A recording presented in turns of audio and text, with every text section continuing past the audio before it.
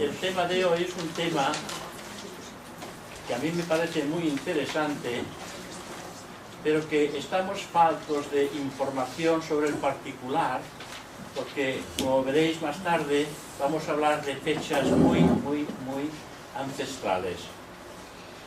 Pero es un contenido de enseñanzas que Madame Blavatsky ella dio en su día, fijándose evidentemente en lo que es el calendario de Dendera, el calendario de Dendera. Y ahí pues hay una explicación de cómo hay que utilizarlo para poder llegar a estas fechas que ella da, ella y otros ocultistas de la época. A mí me pareció tan interesante que dije, mira, hay que hacer un seminario de esto. Quizás hay cosas que no podamos comprender lo suficiente, y como habréis visto en la hoja que tenéis después para los trabajos, hay unas preguntas que no son preguntas, sino más bien comentarios que pueden ser aclarados bajo el punto de vista de cada uno de vosotros. Porque no puedo formular una pregunta directa, sino que comentarios con el fin de que también el grupo cree sus propios comentarios sobre lo que se pueda escuchar esa tarde. Y antes que nada, pues daros las gracias por haber acudido en el mes de agosto a esta reunión, cuando todo el mundo pues, les gusta la playa, la montaña, las vacaciones, etcétera, etcétera. Pero el ideal es tan fuerte que no podemos dejar de acudir a nuestro centro, a nuestra casa. Queridos hermanos, hoy vamos a abordar un tema realmente, a mi entender, interesante, que nos aclarará ciertos enigmas que envuelven los misterios de la pirámide de Keops, mediante el pensamiento y ayuda de la señora Madame Blavatsky. Todas las religiones, ciencias y filosofías han tenido su cuna a orillas del río del antiguo Egipto. Desde el origen del lenguaje, de la escritura, de la astronomía y del calendario hasta el complejo secreto de los embalsamientos, los colorantes inalterables de Luxor, el vidrio maneable, las lámparas inextinguibles, los mayores milagros de la mecánica, la hidráulica y la ciencia perfecta de la artesanía se habían elevado en Egipto mediante la vida artística y social a los más altos niveles de eficiencia de las civilizaciones antiguas y modernas.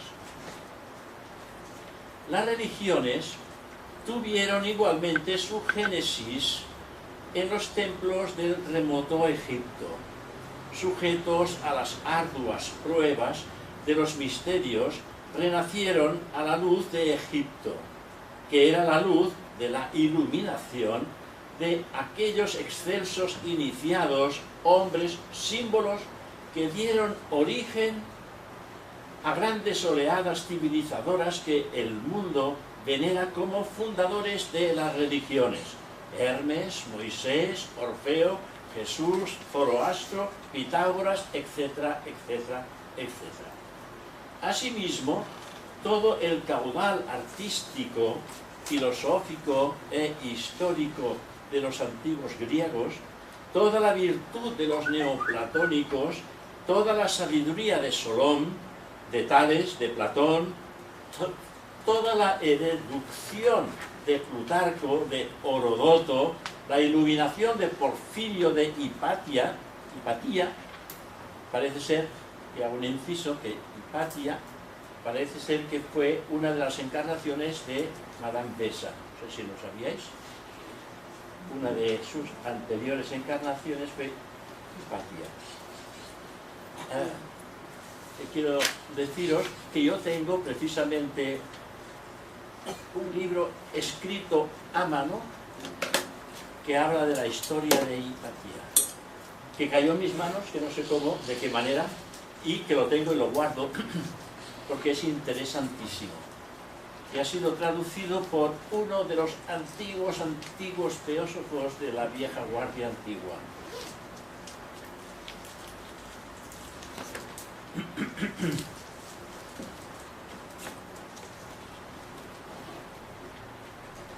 Todos ellos tuvieron su origen y revelación en el caudal inagotable del Egipto iniciático, semilla eterna de todas las civilizaciones del mundo.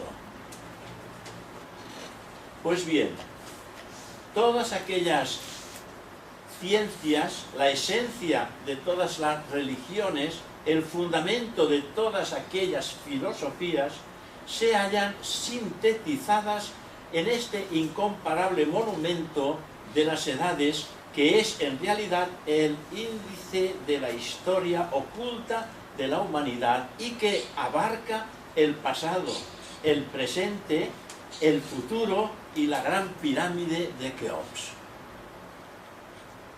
Durante milenios, el simbolismo del interior de la pirámide quedó herméticamente sellado por la impenetrabilidad a los curiosos y a los codiciosos.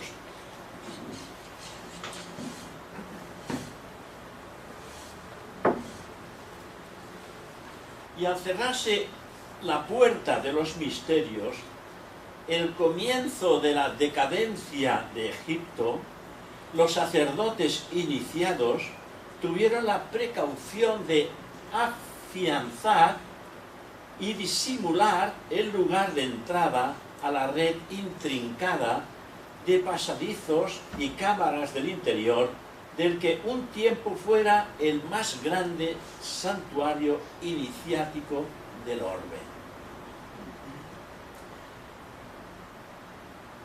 Con la imaginación uno penetra en esos recovecos oscuros de la antigüedad y se da cuenta que había un despertar de la conciencia interna extraordinaria y que se utilizaba el bien saber de estos sacerdotes iniciados para poder plasmar en la humanidad de aquellos tiempos estos secretos que hoy por hoy ya no nos sirven, porque hoy por hoy los secretos ocultos del aspecto iniciático en el hombre duermen en nuestro interior. Porque las pruebas iniciáticas de la época, de aquellos tiempos, eran más bien físicos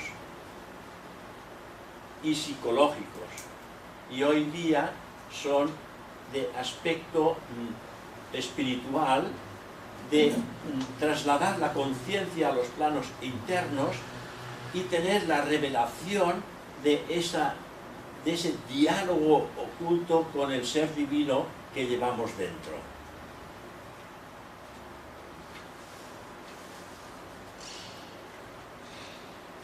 En los comienzos de nuestra era, de la era ya más conocida para nosotros, el califa árabe al-Ma'mún fue el primero en hendir la mole con sus arquitectos y canteros, y por fin, después de azarosas y difíciles perforaciones infructuosas, dio con la brecha sellada del pasillo ascendente. Desde entonces hasta nuestros días, los investigadores, los científicos de todo el mundo han convertido apasionadamente en lugar de peregrinación, meta de descubrimientos y conjeturas, el monumento milenario que se alza a orillas del río. Andando los siglos, los sabios fueron alzando una punta del velo de la verdad que la gran pirámide guardaba en la misteriosa lobreguez de su seno de piedra, que al parecer todavía no se ha descubierto ni la 10ª parte de lo que oculta en su interior la gran pirámide de Keops. Pero hasta hace poco, en el vértice histórico de esta época de síntesis, en una ola formidable, reveladora de nuestros días, en que convergen exaltadas ciencias, artes, filosofías y religiones, aunque sin hallar todavía la clave unificadora de la espiritualidad que es, como la presencia viva de los antiguos misterios, no se ha hecho la luz en las tinieblas profundas, en la matriz creadora de múltiples civilizaciones de la Gran Pirámide. Se ha hecho la luz, y todo aquel que investiga e indaga con esta clave del espíritu se ha estremecido por la importancia de la revelación. El índice inconmovible de la Gran Pirámide ha borrado el revelarse, el cansino recorrer de los siglos, para vivificar en un segundo de tiempo la verdad eterna. La esfinge simbólica ha hablado. No sé si habéis vosotros leído un libro de Arthur Powell, no, de Paul Brunton, perdón, un libro de Paul Brunton que se llama La India Secreta. El Egipto Secreto. Hay el Egipto Secreto, es que tiene otro que se llama La India Secreta. El Egipto Secreto. Él pasa una noche en la pirámide. No todo el mundo puede pasar una noche en la pirámide, tuvo que hacer papeles, permisos, etcétera, hasta que lo logró. Paul Brunton, ¿no? Paul Brunton tenía una sensibilidad extraordinaria para percibir de los mundos internos cierto tipo de vibración. Y en el estado de recogimiento en el que se hallaba, él tiene contacto, entre comillas, lo que se le ha dado el nombre del guardián de la pirámide. Y el guardián de la pirámide le dice que lo acompañe porque le va a enseñar cosas que todavía no han sido reveladas. Y Paul Brunton, ¿he dicho? Sí. Paul Brunton lo acompaña y entonces no da una explicación de lo que ve, porque le dice eso no puede ser comunicado de momento, pero hace una relación de aspectos ocultos y pasadizos ocultos que todavía no han sido descubiertos dentro de la Gran Pirámide. Solamente han sido descubiertos los que realmente conocéis, los que habéis estado. El pasadizo descendente, el que vuelve a descender hacia abajo, la bifurcación, el que asciende manchadito a la gran cámara y, en fin, todos estos puntos que vosotros ya conocéis.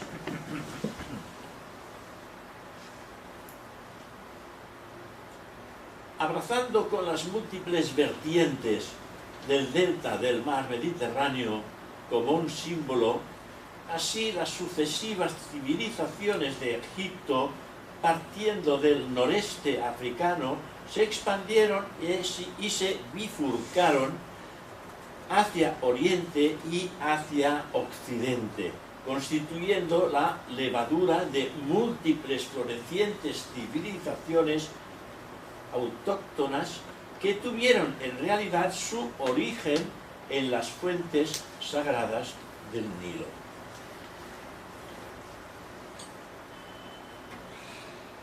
No es extraño que un país que atribuyó al sol el cuerpo de la divinidad y que en sus conceptos y en sus alegorías estructuró un canon material y espiritual esencialmente solar, pensara en edificar su obra maestra consagrándola al sol, Osiris en lo abstracto, Ra en lo concreto.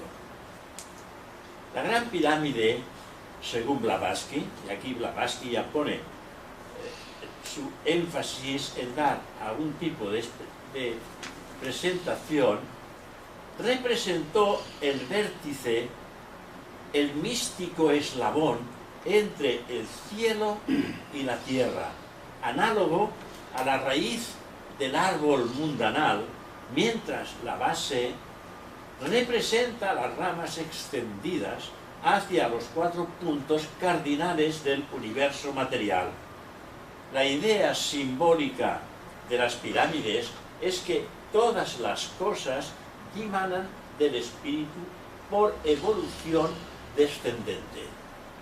Ya sabéis que el espíritu emerge, emana de la vida una en un momento determinado para descender hacia los planos inferiores, densos, en los que va a encontrar aquellas formas que van a convertirse en sus vehículos de manifestación.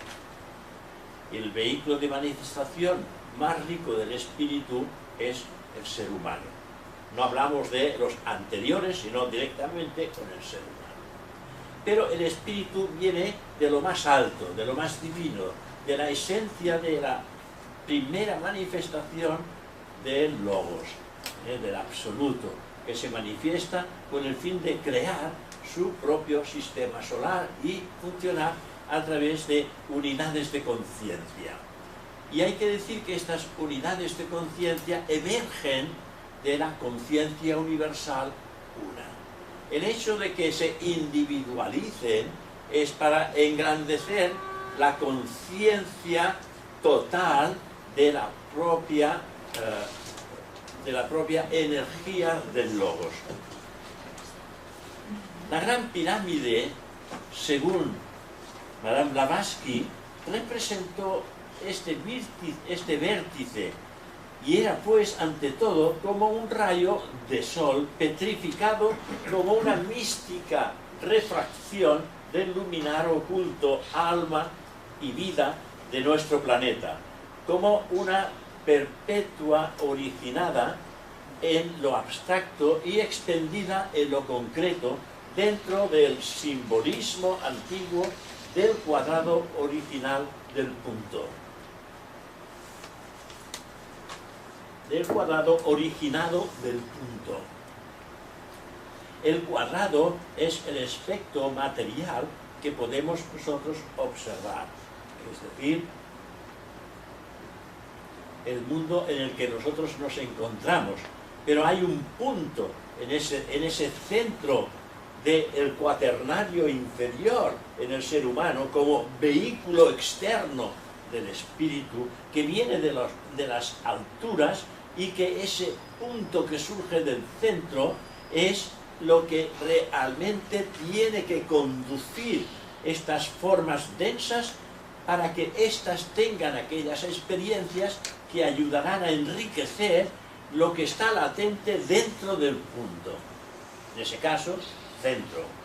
Cuando hablamos del punto, hablamos del centro auténtico de conciencia real de Dios en el hombre y en las formas. Todo esto estaba también en el libro de los muertos de Egipto. ¿Se llama el libro de los muertos? Sí, el libro tibetano. El libro de los muertos. El egipcio de los muertos. ¿Cómo? El libro egipcio de los muertos, sí. No te oigo. El libro egipcio de los muertos. Eso es, el libro egipcio de los muertos.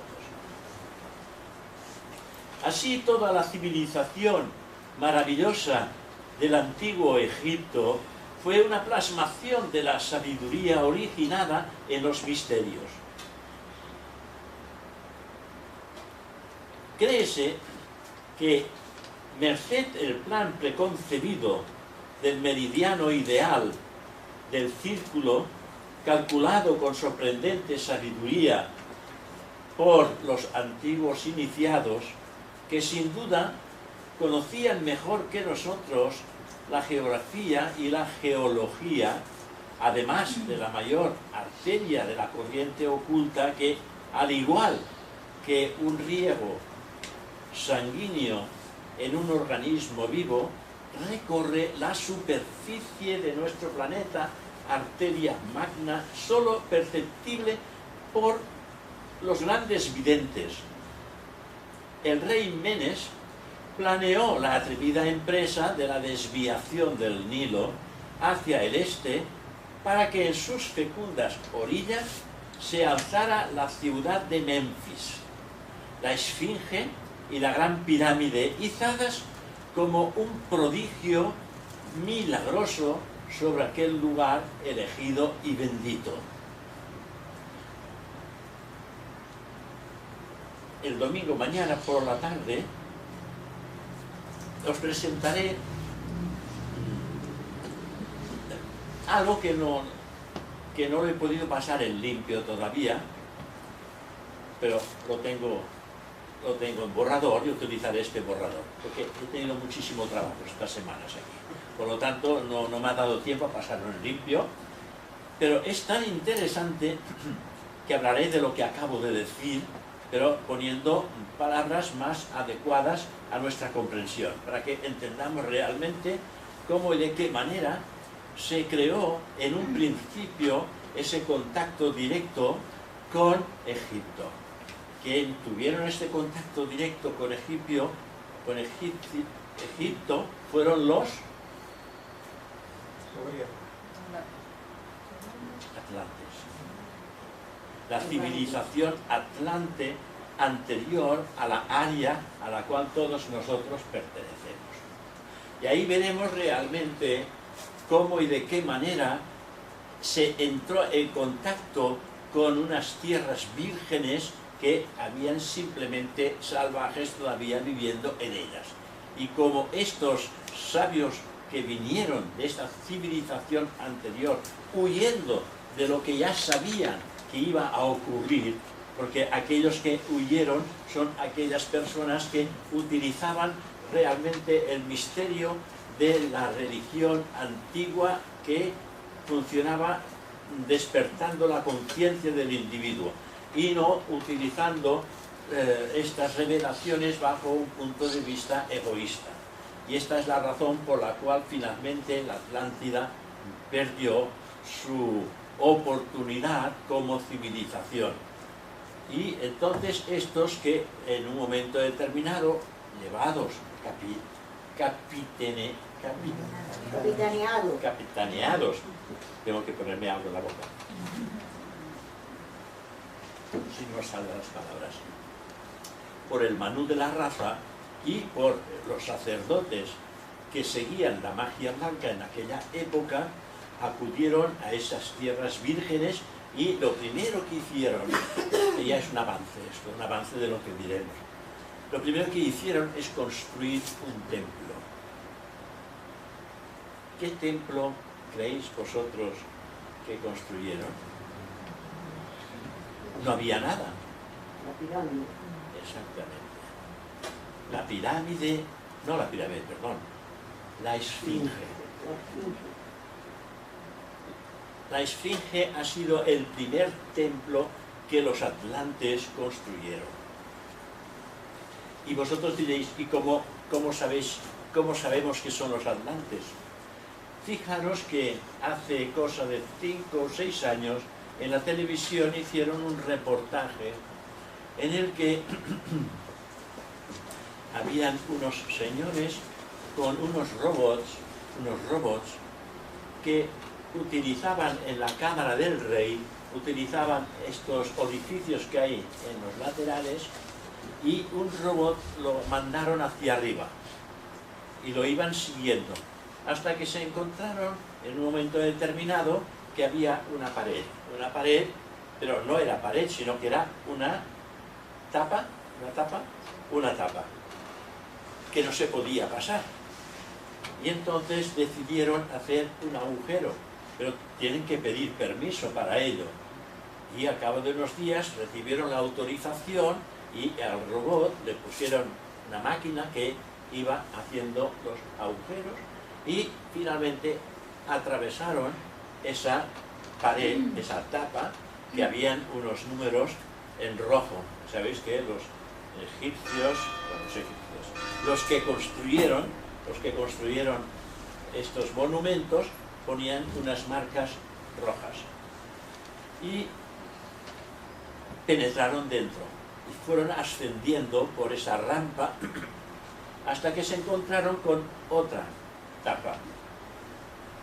Y ahí no les dieron permiso. Intentaron obtener el permiso y no les dieron el permiso. Y entonces yo fui siguiendo un poco todo este proceso, y entonces parece ser que los egiptólogos más profundos dentro de la ciencia esotérica, ellos dicen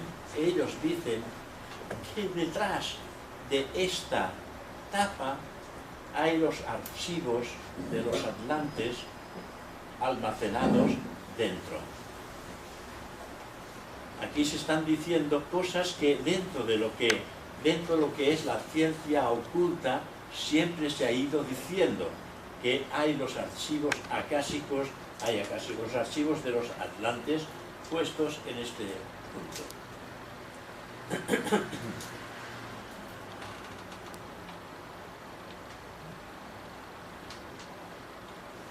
Según estudios efectuados, el diseño interior de la pirámide de Keops manifiesta el plan de la desviación del río sagrado a base de los antedichos ocultos designios. Así devino la Gran Pirámide, el gran monumento astronómico de la antigüedad, emplazado con una precisión matemática que asombra a los científicos modernos.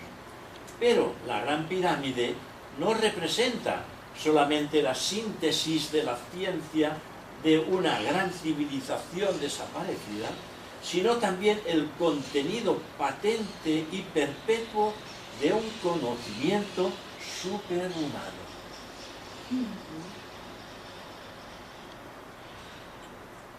La Gran Pirámide ofrece un caso único al investigador.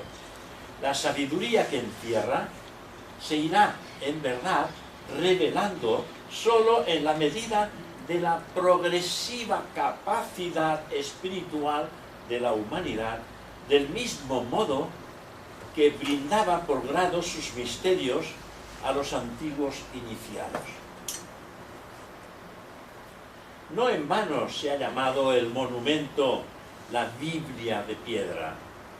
La fecha de la construcción de la Gran Pirámide ha sido uno de los extremos más debatidos por los egiptólogos. Más o menos vosotros ya habréis leído en más de una ocasión que, bueno, que a la pirámide pues se le dan unos 4.000 años antes de nuestra era, ¿verdad? Habéis leído algunos son un poquitín más generosos, que le dan 25.000 años, ya son bastantes más, pero ninguno de ellos llegan a la realidad. Mientras que los que fundamentan sus asertos en cálculos en común, cronología, apenas se ponen de acuerdo en otorgarle 4 o 5 milenios de antigüedad.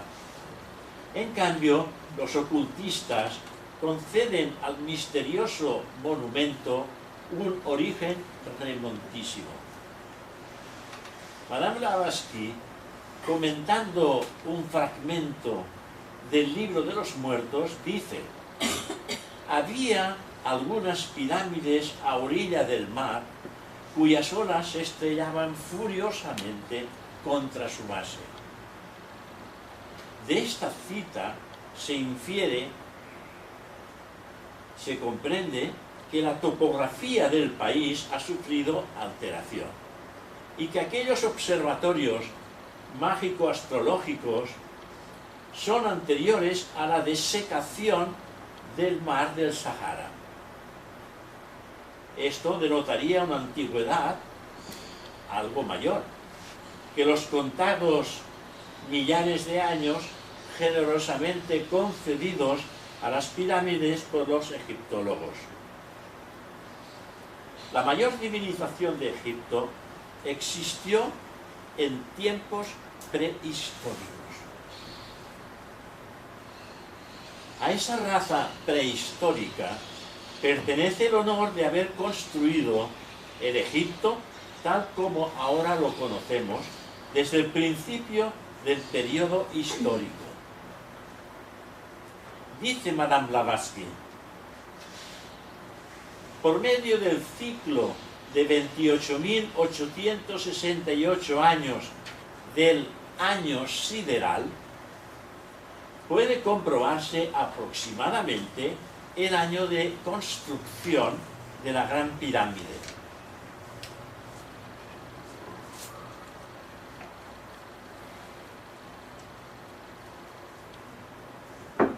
Suponiendo que el estrecho pasillo descendente,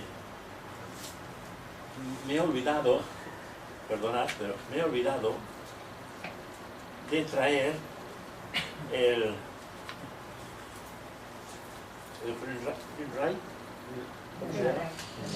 pendrive, en el que tengo una serie de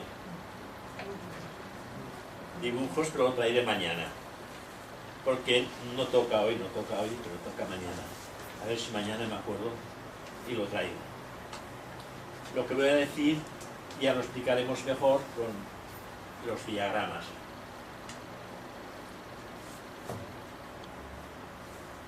Esto denotaría que esta raza prehistórica pertenece el honor de haber construido el Egipto tal como ahora lo conocemos desde el propio principio histórico.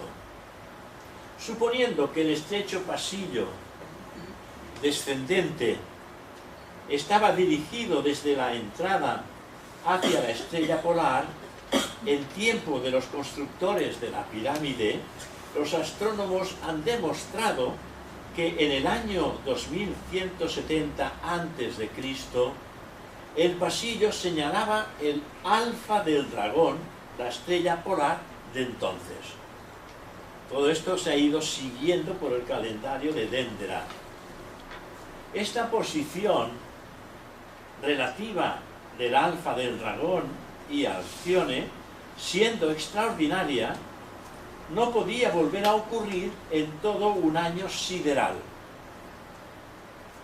Esto demuestra que, puesto que el zodiaco de Dendera manifiesta el paso de 3 años siderales, la Gran Pirámide debió de haber sido construida hace 78.000 años. Esto ya se ha dicho aquí en varias ocasiones. Cuando uno hace las operaciones, pues saca la cuenta. Por lo tanto, hablamos de algo más de 78.000 años. Y antes hemos dicho que hay un templo iniciático todavía más antiguo, que es la Esfinge. Por lo tanto, la Esfinge aún no se ha podido calcular la edad que posee desde que se generó el proceso de su construcción, pero antes que la de Keops. Por otra parte, Blavatsky hace una alusión, un comentario, una alusión de Heródoto, diciéndonos que cuando éste estuvo en Egipto, los sacerdotes le manifestaron que ellos computaban el tiempo desde una época tan remota que el sol había salido 2 veces donde entonces se ponía. Y se había puesto 2 veces donde salía entonces. Esto solo puede comprenderse como una verdad en la naturaleza por efecto de los ciclos completos de precisión de los equinoccios, o sea, un periodo de 51.736 años. El famoso egiptólogo Bunsen, en cambio, él, bajo sus propios cálculos, computa 20.000 años de antigüedad. Este se acerca bastante más, pero no llega ni a la mitad. Sea como fuere, lo cierto es que la fecha en que se construyó la Gran Pirámide de Keops, el más antiguo monumento del mundo, se pierde en las mayores lontananzas históricas. Ello hace todavía más notable su construcción, teniendo en cuenta que los materiales que la constituyen son aún de una compacticidad y perfección admirables. Dice Blavatsky que en un museo de Dresde hay un dibujo en que se representa un operario en actitud de escalar una pirámide en construcción con un cesto de arena a cuestas, y de ello han inferido los arqueólogos que los grandes bloques empleados se fabricaban químicamente en el lugar de la obra con inalterable cemento parecido al Portland actual. Es una de las cosas que ellos decían, porque todos estos dibujos y películas que nos han hecho ver arrastrando unas moles de toneladas de piedra, pues era imposible, no sé. Pero es que hay otro punto que ahora os explicaré, que también tiene ciertas conjeturas muy interesantes, que aparte de ello también podemos ver grandes moles colocadas en ciertos lugares en que no pasa ni la hoja de una hoja de afeitar, como que ya no hay hojas de afeitar, o sí las hay aún, ya ni me acuerdo de las hojas de afeitar, que no pasa ni la hoja de afeitar por las junturas de unas moles extraordinarias de piedra. Aquí vemos unas civilizaciones anteriores que moldeaban la piedra de una manera excelente, porque también tenían conocimiento de ciertas energías que hoy todavía no han sido descubiertas.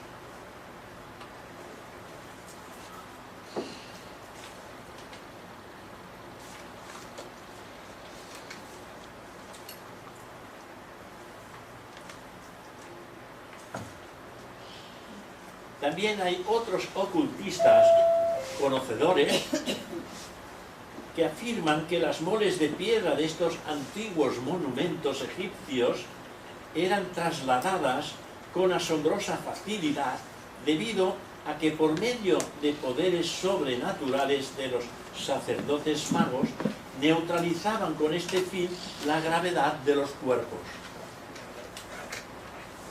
Neutralizaban la gravedad, la energía de la gravedad de los cuerpos. También en otro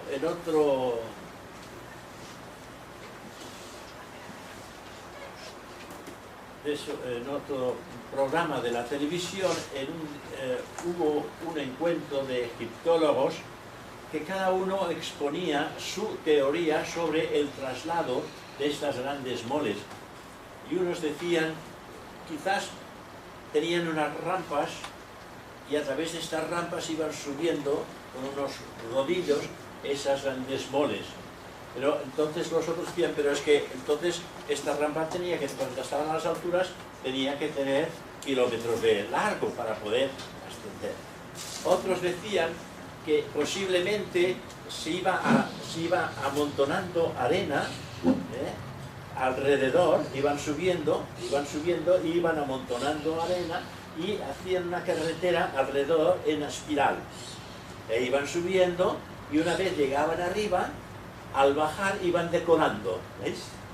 Son opiniones, iban decorando. Y otro surgió y dijo, bueno, quizás hay una posible, que sería que ellos tuvieran el secreto de la gravedad, de neutralizar la gravedad. Y en eso parece ser que también los egiptólogos ocultistas también están de acuerdo en este proceso. Existen todavía raros bajorrelieves alegóricos en que se presentan mujeres haciendo calceta, se llama esto, ¿no? Haciendo calceta,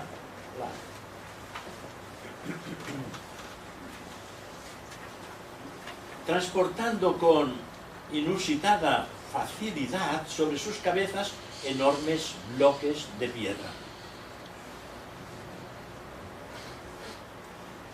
La única explicación es que tenían que tener la revelación del secreto de la antigravedad. En la pirámide de Keops apenas son perceptibles sus conturas y el cemento es tan duro que a pesar de los milenios transcurridos permanece en muy buen estado. Mide 137 metros de altura y cada una de sus 4 bases 227 metros. Su construcción se halla formada por 203 enormes gradas superpuestas y su peso, al parecer, es de 6.530.000 toneladas. Estos cálculos no los he hecho yo, estos cálculos están hechos por estos científicos que han podido ellos entrar en contacto con todo ello, ¿no? Madame Blavatsky nos dice que los conocimientos geométricos de los constructores de las pirámides principian donde los de Euclides acaban. Y continúa diciendo la señora Blavatsky que el templo era en Egipto plantel de la más refinada civilización y en la que se guardaba el altísimo conocimiento de la magia que constituye la quinta esencia de la filosofía natural. Y vamos viendo cómo también Madame Blavatsky, antes de que estos modernos egiptólogos, que ellos hicieron este programa a través de un robot que penetraba en las entrañas de la pirámide, ellos expusieran de que posiblemente detrás de esta tapa última se hallan los archivos de los atlantes. Porque en realidad fueron los atlantes que construyeron las pirámides, pero que antes construyeron la Esfinge. Y veréis en esta tercera conferencia del domingo por la tarde que voy a hacer un diagrama de un trabajo que hice hace ya varios años sobre la Esfinge. Y se han descubierto cosas que no se han dado a conocer. Esas cosas que no se han dado a conocer se dieron a través de un artículo en un diario americano. Y Madame Besant se fue al encuentro del autor. Madame Besant, ¿sabéis quién fue? Madame Besant, la presidenta de la Sociedad Teosófica, fue al encuentro del autor de este artículo. Y cuando le dijo, les puso sus inquietudes, le dijo: usted ha hecho un artículo sobre esto, esto y esto. Y dice: no, yo no he hecho nada. Le dice el señor: no, es un egiptólogo. No, yo no he hecho nada. Pero el artículo está. Y está también su dibujo sobre el particular. Dice: no, yo no he hecho nada. Uno llega a la conclusión de que ya sabéis que a veces, para que no se digan las cosas, hay amenazas sobre la familia de uno mismo, y eso priva que uno pueda explicar, y tiene que callar.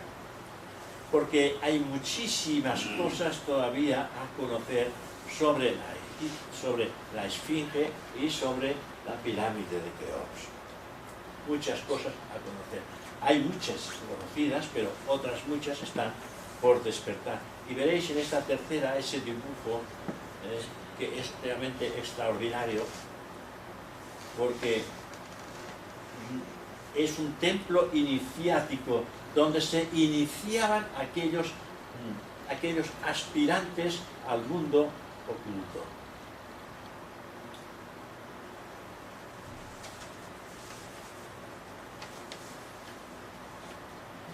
Las reflexiones de luz y sombra de la Gran Pirámide acusan con cronométrica exactitud las épocas del año solar y las fechas precisas de los equinoccios y de los solsticios, regulando las siembras y en general la ordenación agronómica y económica del país de Egipto. Aparte de la significación esotérica de la Gran Pirámide, de la que ya hablaremos más adelante mañana, es curiosísimo su estudio como base métrica de primer orden. La unidad de medida de los sacerdotes, o sea, unidad de medida que los sacerdotes empleaban, el llamado codo sagrado o pulgada piramidal. Ellos utilizaban el codo sagrado o pulgada piramidal. Es fácilmente equiparable a los tipos de medida anglosajones. El metro, nos dicen, es la 10 millonésima parte del cuadrante del meridiano terrestre comprendido entre el polo norte y el polo sur. Pero ese tipo de medida carece de valor astronómico. Es por esa razón que los astrónomos sugirieron la idea de tomar como punto de partida una medida mejor fundamentada al eje terrestre, cuyo valor cambia a través de millones de años. Investigaciones realizadas a principio del siglo XIX dieron como resultado que el tipo ideal de medida se halla en la pirámide de Keops, ya que la unidad empleada en su construcción es el codo sagrado de los hebreos. Estos lo tomaron del codo piramidal de los antiguos egipcios y que representa con una precisión sorprendente la 10 millonésima parte del radio polar de la Tierra. O sea que tenían un conocimiento realmente extraordinario. El emplazamiento y orientación de la Gran Pirámide son perfectos y los arquitectos modernos saben cuán difícil es dar una orientación matemática a mores de tal emplazamiento. Ni el meridiano de París ni el de Greenwich ha representado jamás los meridianos ideales. El único meridiano ideal es el de la Gran Pirámide, ya que atraviesa el mayor bloque de continentes y el mínimo de mares, dividiendo en dos mitades exactas las tierras habitadas del globo. Esta verdad pone en evidencia el conocimiento de los antiguos que los antiguos iniciados poseían de la totalidad de la superficie de nuestro planeta. Es más, en más de una ocasión, nuestro querido hermano, el doctor Mario Rosso de Luna, un investigador astrónomo realmente extraordinario, y que hay un planeta que lleva su nombre, porque él lo descubrió, lo expuso a través de su extraordinaria erudición con verdaderos acertos comprobados.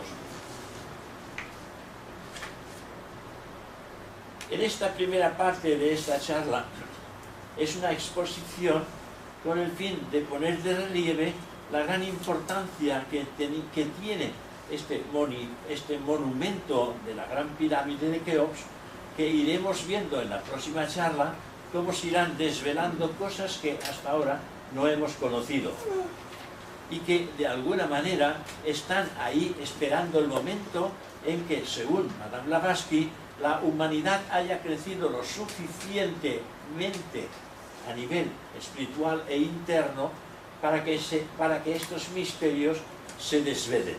Porque dice, solamente se ha levantado una punta del velo que oculta el sagrado conocimiento encerrado en la Gran Pirámide y en la ¿cómo se llama? La Esfinge, en la Gran Esfinge. Yo os he preparado, no sé si tenéis todos la hojita, una hojita en la que tendréis que decidir vosotros el comentario que creáis oportuno, porque ahí veréis expuesto mi comentario. Pero porque no hay preguntas, no podemos hablar de preguntas cuando no se han desvelado todavía los misterios. Por lo tanto, son comentarios. Cada presentación, del 1 al 7, pues son comentarios que vosotros también podéis ampliar y después los podremos expresar aquí delante de todos. Ahora tenemos, ¿cuánto tiempo? Una horita. ¿Tenéis bastante con una horita? Para hacer los grupos de estudio, me refiero. ¿Sí? Pues bueno, pues adelante. Mediante la vida artística y social a los más altos niveles de eficiencia de las civilizaciones antiguas y modernas.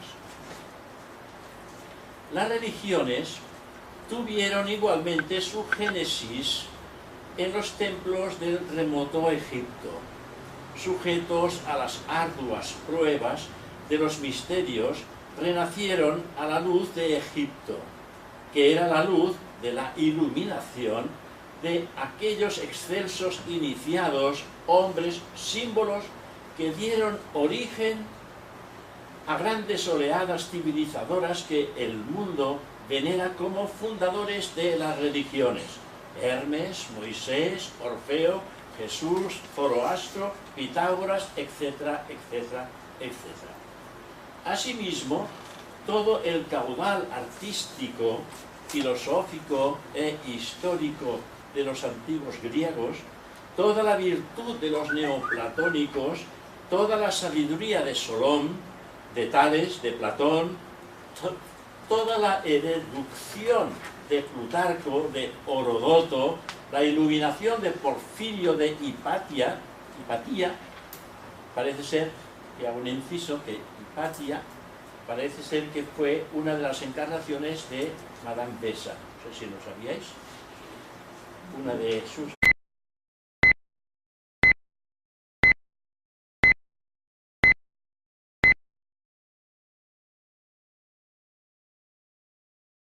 El tema de hoy es un tema que a mí me parece muy interesante, pero que estamos faltos de información sobre el particular, porque, como veréis más tarde, vamos a hablar de fechas muy ancestrales. Pero es un contenido de enseñanzas que Madame Blavatsky, ella dio en su día, fijándose evidentemente en lo que es el calendario de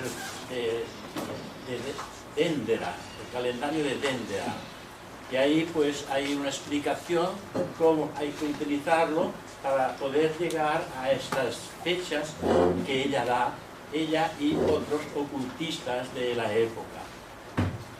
A mí me pareció tan interesante que dije, mira, hay que hacer un seminario de esto.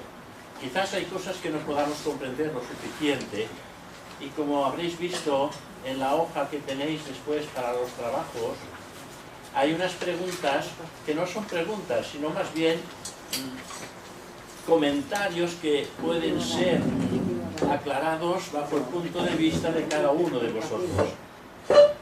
Porque no puedo formular una pregunta directa, sino que convenios, el simbolismo del interior de la pirámide quedó herméticamente sellado por la impenetrabilidad a los curiosos y a los codiciosos.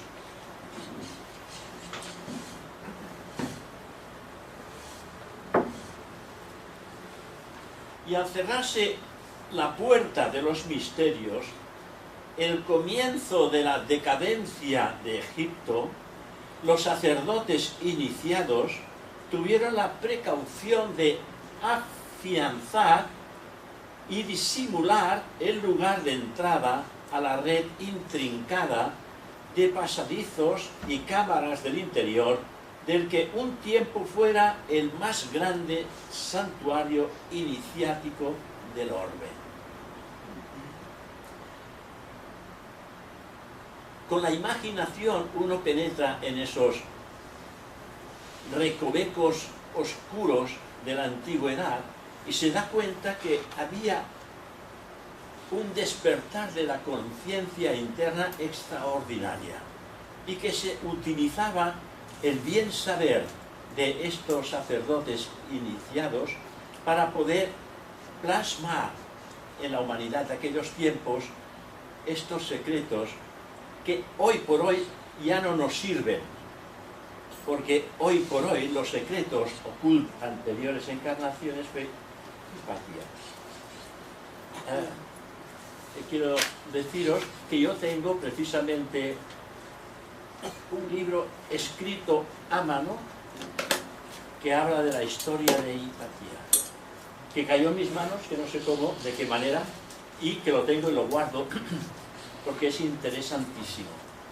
Y ha sido traducido por uno de los antiguos teósofos de la vieja guardia antigua.